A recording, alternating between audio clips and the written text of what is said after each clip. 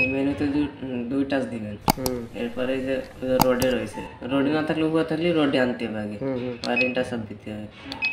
এরপরে এই যে 4 নাম্বার রোডে আসলে শিবের পজিশন, এই জায়গায় এসে ইন্টারসাপ দেবেন।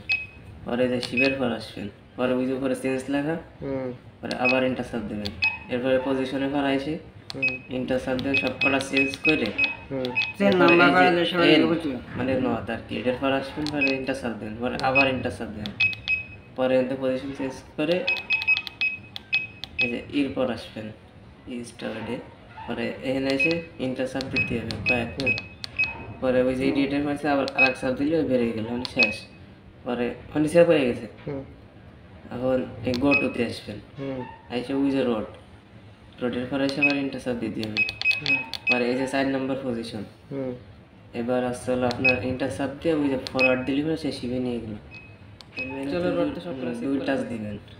এরপরে যে রোডে রয়েছে, রোডে না থাকলে উপরে থাকলে রোডে আনতে হবে আগে, আর ইন্টারসাপ দিতে হবে।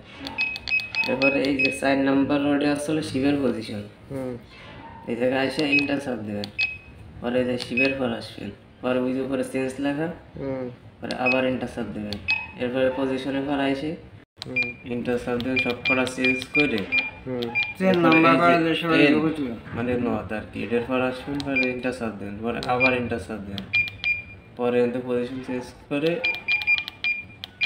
এই যে ইর পর আসবেন, ই স্টার্টে, পরে এখানে এসে ইন্টারসাপ দিতে হবে কয়েকটা। পরে ওই যে এডিটের পাশে আবার আরেক সাপ দিলে ওই বেরিয়ে গেল, মানে শেষ। পরে মানে সেভ হয়ে গেছে। এখন এই গো টুতে আসবেন, এসে ওই যে রোডের পরে এসে আবার ইন্টারসাপ দিতে হবে। পরে এই যে 4 নম্বর পজিশন, এবার আসতে হলো আপনার ইন্টারসাপ দিয়ে ওই যে ফরওয়ার্ড দিলি সে শিবে নিয়ে গেল। চলো রোড তো সব করা সেভ করা রয়েছে।